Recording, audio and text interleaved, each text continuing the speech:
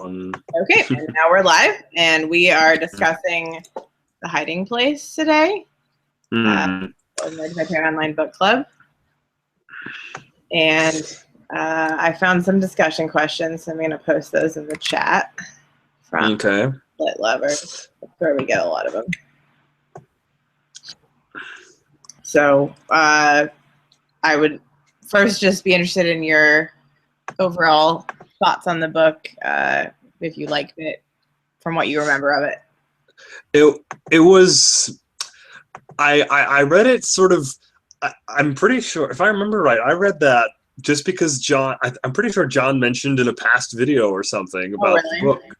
Or I'd heard it through them, or there was some connection. I can't remember exactly, but I read it, and it was a giant departure for me because I don't usually read any sort of historical fiction. I'm fantasy and sci-fi, but it was interesting. It was the examination of the whole the Gestapo sort of thing, and how it was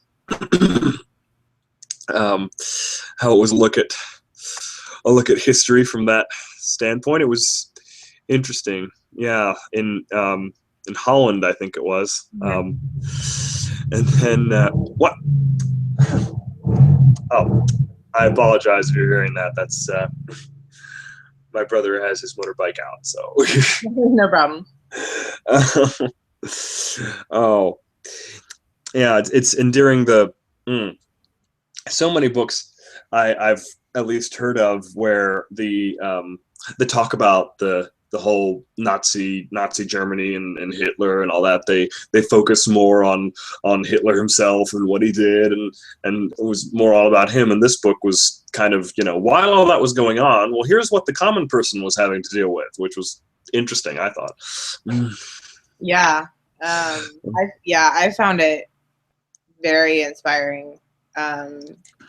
The way that they kind of risk, like, she started out very small with just trying to get some ration cards for some people, and then it escalated into this whole hiding 7 people in their house and this whole buzzer system and all the risks that they took. And then, I think what was most inspiring for me was while they were in the concentration camp, that they were just trying to do the most good that they could while they were there, and they weren't focused on,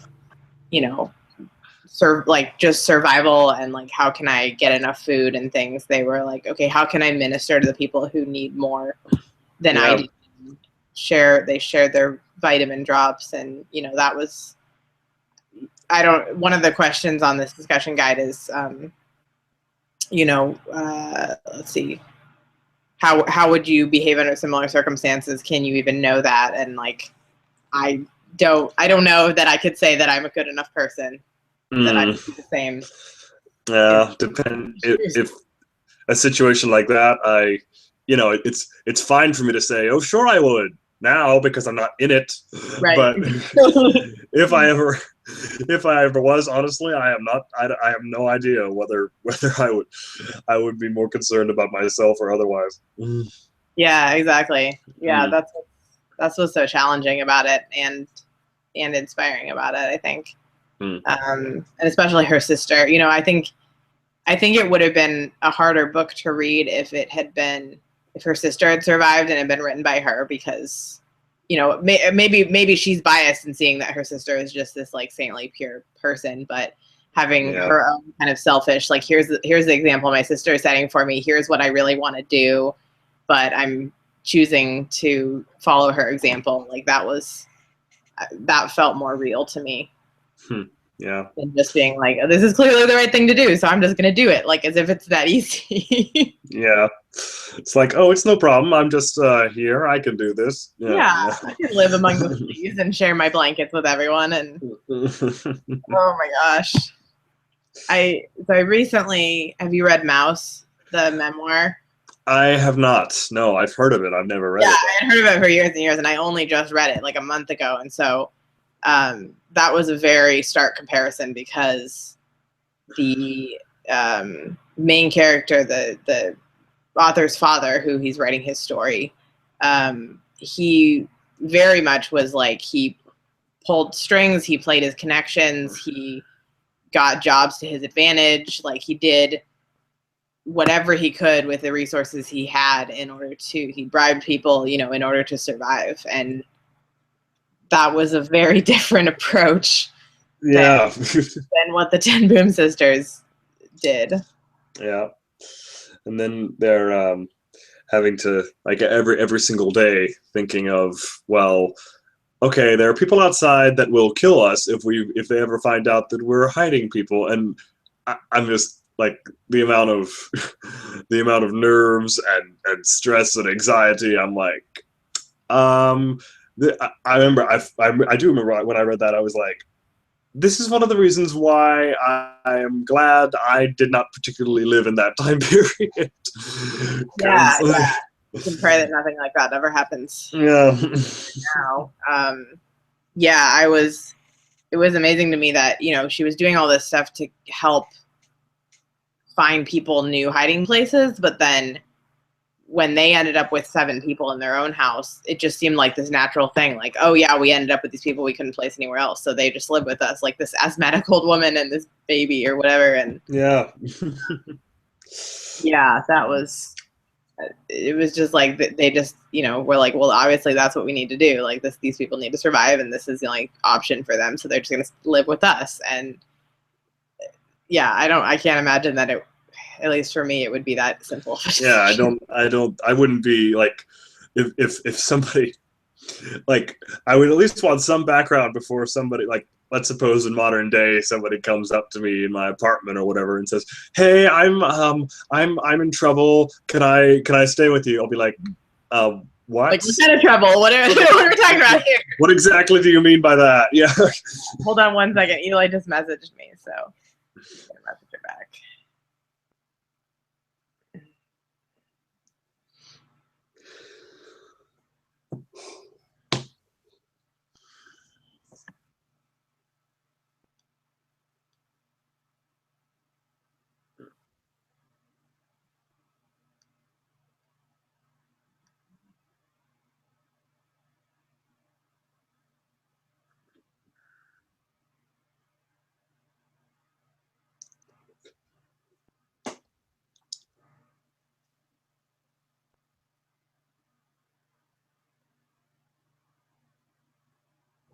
Okay, I think Eli's on her way.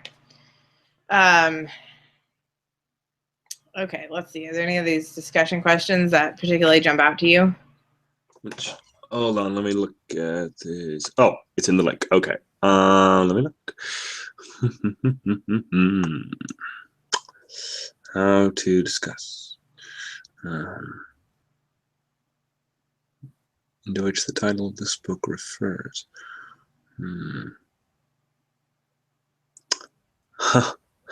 Various hiding places, real or symbolic, to which the title refers. Oh, well, you could apply this idea, this title, to so many different things. Not even in just.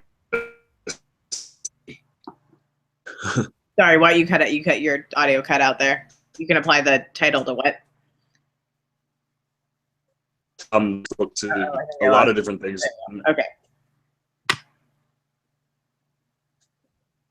It should be working. I don't know. There we go. Okay, I think your audio just got slowed down and then it just cut up. So. Okay. Yeah, I was just thinking over the title, and I thought, well, this, there are multiple ways that interpret the title for either this book or in probably a modern day sense as well, not only in this book. Yeah, I thought it was interesting. So when I had heard about this book and kind of knew a little bit about the plot, I was under the impression that the hiding place referred solely to the place where they hid people in their house. Yeah. In reading the book, I realized that it was more about the particular Bible verse that they drew strength from throughout the entire book, even after they were taken out of their house and into the concentration camp. Yeah. So that was surprising to me, and that made more sense in the context of the entire book. Yeah, if you take everything and not just the True. Yeah.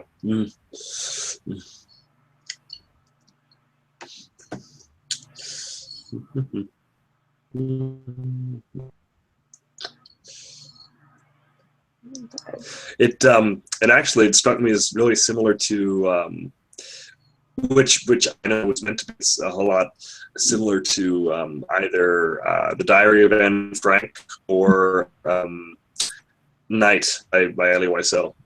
Both of them, all three of these could have been classed all together based on what they were talking about. Right. Yeah. So yeah, it was a different perspective in terms of for Anne Frank, like we didn't get to hear in this story the perspective of the people who had to hide themselves, which, you know, we're thinking about it from the perspective of Corey and like how hard it is to have to hide all these people in your house and worry about having this whole elaborate system and whatever. But it's like, it must have been even harder for the people to hide whose lives are at risk, maybe even more so. And so it's amazing that they, with one exception, they all pretty much made it out without any problem. Yep. Whereas Anne Frank obviously didn't. We don't get to know anything about what her experiences were, you know, after she was caught.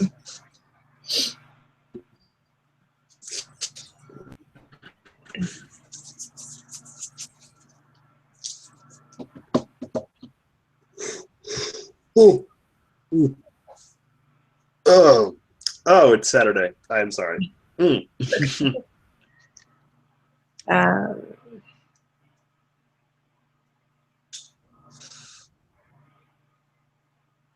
So one of the questions is about what sustained Corey and Betsy, and particularly to what do you attribute Corey's courage and survival in the face of so much death and hardship? And I think, you know, I think she probably would have said it was her faith. Probably, yeah. Her, but given some of the things she said, you know, I think without the example of her sister, I don't know if she would have succeeded in living out her faith maybe to the extent that she wanted to, because every time she was tempted to be more selfish, she looked to her sister, or every time she made a comment about, you know, how she felt horrible for the people who were suffering, her sister would be like, yes, those poor Nazis, like, we must pray for their souls. And that was my first reaction, if I'm honest. I would have been a little, why do we care about them? They're the ones who are imposing what they think upon us. So yeah, and it's such a difficult and a kind of challenging what am I trying to say? Way of perspective, because, you know, if you think about kind of the entire historical context, the Nazis, a lot of the Nazis were, you know, didn't really feel like they had a choice. You know, some of them were, I think, more brutal than others, and kind of the power that they had. And I think a lot of them, you know, were conscripted and didn't feel like they really had an option other than to do what they ordered to do. And so being able to see that and having pity for them, I think, is really amazing. Especially when you're the one being, you know, put down by them. Yeah.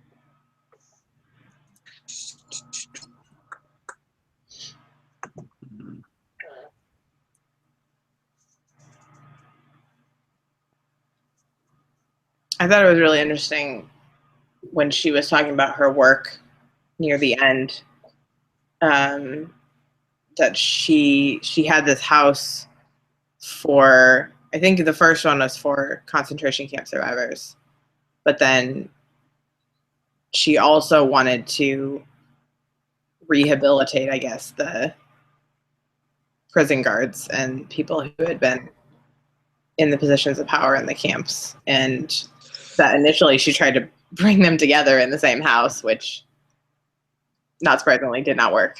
Yeah. But that she still persevered and was like, okay, well, we're going to set up this separate house. And yay, Eli's here. Hello! Welcome. This is interesting. I'm glad you made it. Me too. I'm not sure what happened with my app, and it's all funky now. It's not taking my entire screen, but that's neither here nor there. What's Happy Apps? What's going on? We were talking about we were just talking about the end of the book when she sets up houses to rehabilitate the prison guards and a separate one for the concentration camp survivors. Which I called the minute they started mentioning that. I thought, this isn't going to work so well unless they're separate. Right. She tried to put them together. That did not work. Yeah, the trauma is too fresh. Yeah. But Eli, I'm interested to hear just your overall thoughts on the book. You know what's interesting is, okay, one, I don't read a lot of history. And it seems like whenever, huh? That's what Wesley was saying, that he doesn't read. I'm not that much, no. But I kept hearing about this one over and over. What I did think was interesting was, good. Well, I just over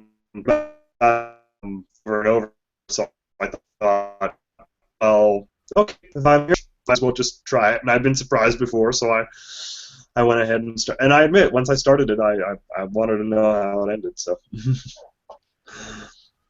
Yeah, me too. It was kind of cool for me to see how there were so many things that, I've read about this in fiction books, but here is somebody who actually lived this experience. Right. Like reading the Codename Verity and whatever the second one was. Rose Under Fire. I can't remember. Yeah, Rose Under Fire. And Rose Under Fire specifically.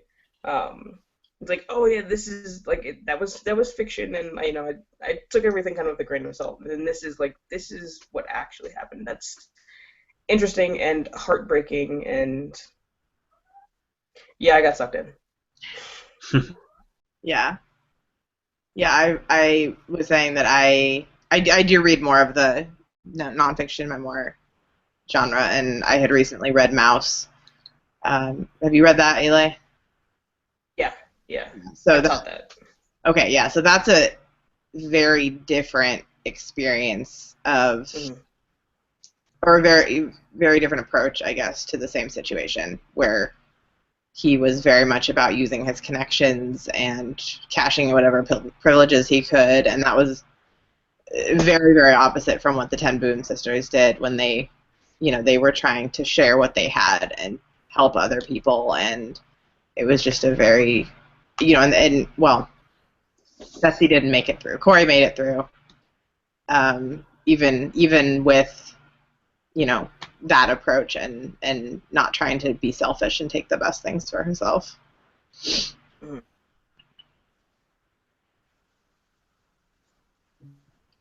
Are you coming? Oh, let me post the discussion questions again for you. Okay, and I'll see if I can't figure out where they are. It's so weird how they changed this app. Yeah, I didn't know there was an app. I guess that makes sense.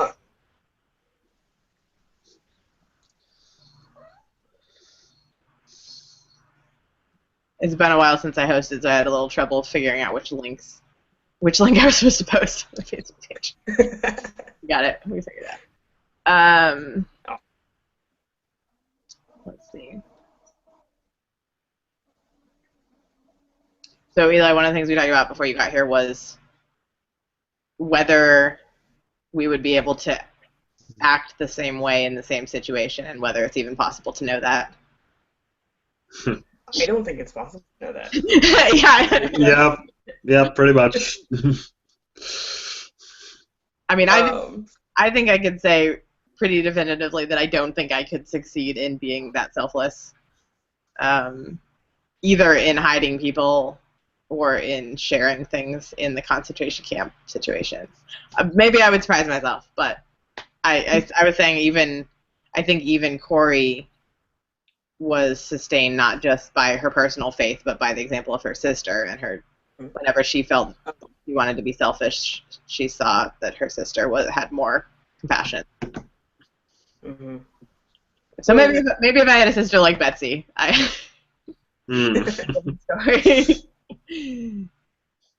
Well, and you can see that even after she gets out of the concentration camp and after Betsy dies, because everything, like, it keeps coming back to Betsy and okay, get down.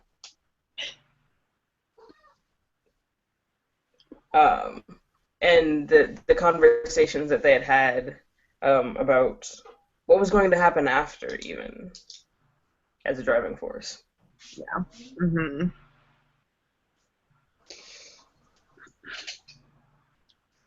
Mm.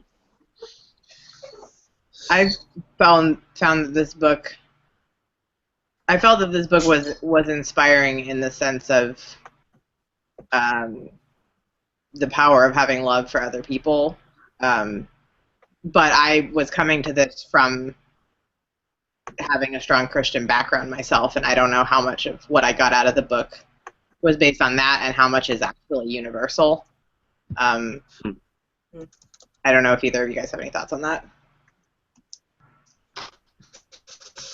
I only think that if some, like, as a Christian myself, I would think that somebody who wasn't a Christian would probably get, like, they probably wouldn't feel as strongly about it, but even if you weren't a Christian, I think you would still go reach the end of it and be like, wow, I never thought of it like that, or, you know, it would change the whole thing, I'm sure, even if you were not.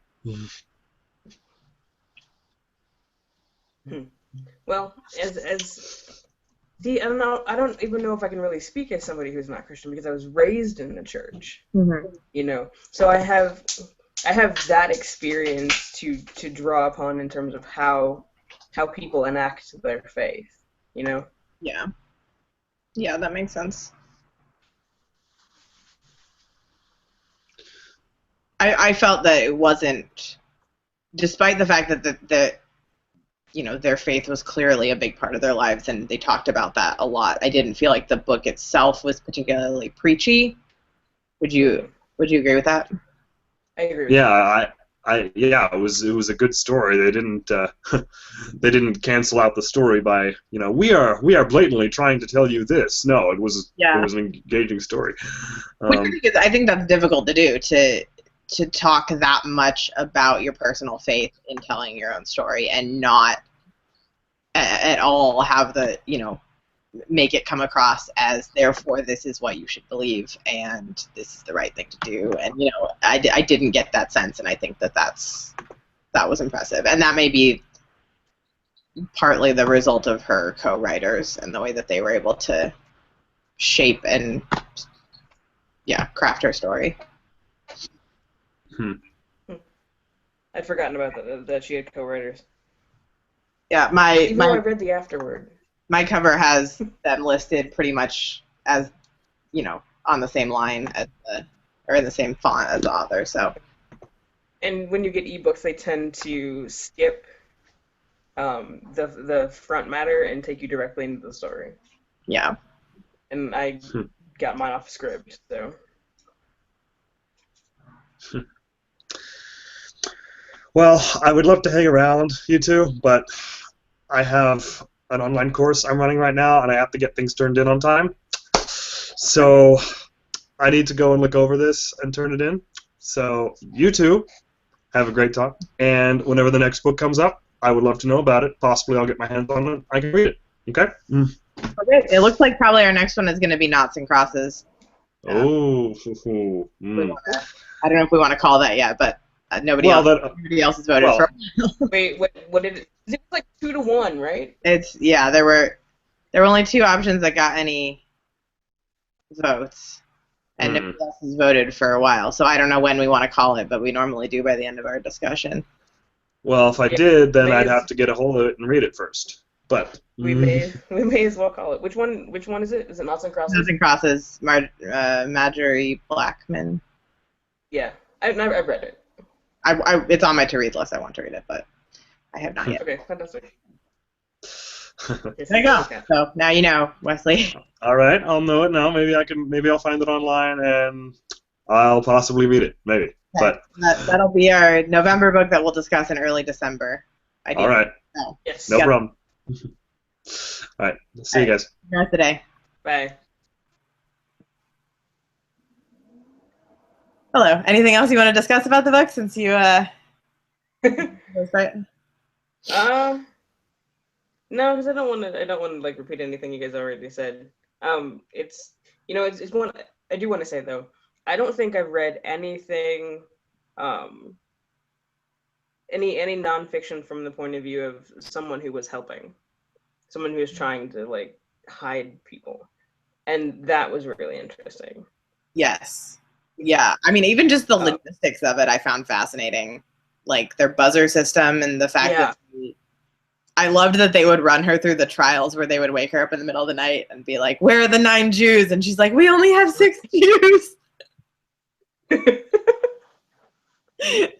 And then they had to, nope, try again. I can do it now. Well, no, you're awake now. Yeah. I mean, clearly it was worth running her through all of that, because when they did finally come, she like had the flu and was delirious, and I can't even imagine what she would have said if she hadn't been so thoroughly trained. Mhm. I was so surprised that she survived being in jail the first time, like being taken out with the flu. I know. Yeah, that was amazing. Resilient. Yeah.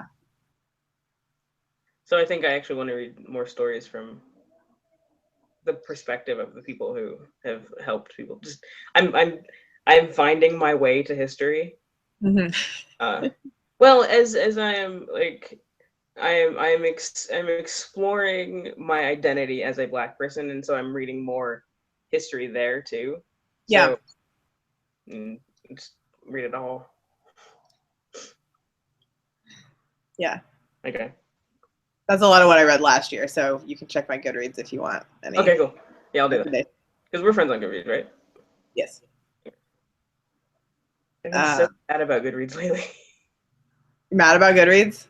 No, bad about it. Oh, about updating. Bad about it.